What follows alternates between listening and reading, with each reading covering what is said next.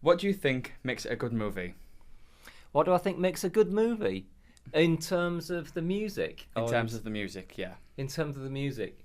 Well, apparently, if you are writing a score for a film and you're trying to manipulate an audience's emotions, once they notice you doing that, you pop the bubble. So it's a really good score for a film is probably not noticed. So I would say a film where you don't really notice what the music's doing, actually. Mm-hmm. So you're being manipulated by the composer to feel certain things in certain places. What do you think makes a movie soundtrack memorable? A memorable soundtrack? Well, blimey, these are quite big questions, aren't they? And my memory's not very good, so I forget loads of them. I forget loads of things. A memorable soundtrack, it probably would be how impactful a particular scene was on me. There would be some sort of emotional resonance going on. So I suppose a film score that tweaked my emotions at the right time. Mm. And do you think a movie would have the same effect without a soundtrack?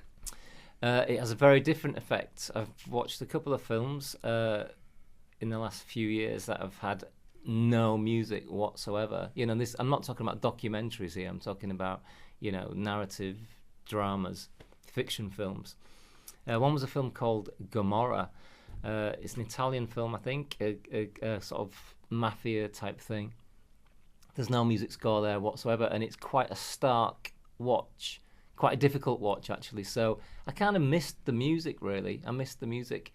Having said that,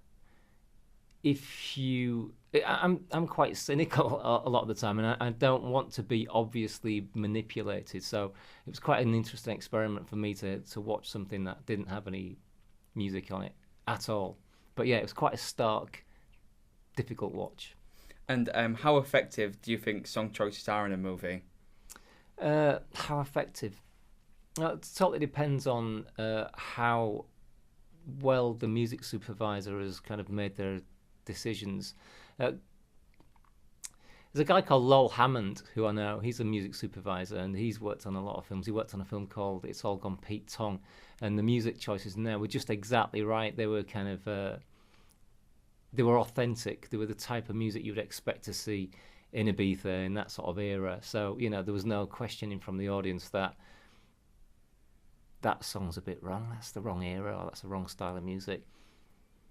So yeah, music supervisor's job is important. Mm. And finally, do you think soundtracks in general are significant and important? If so, why?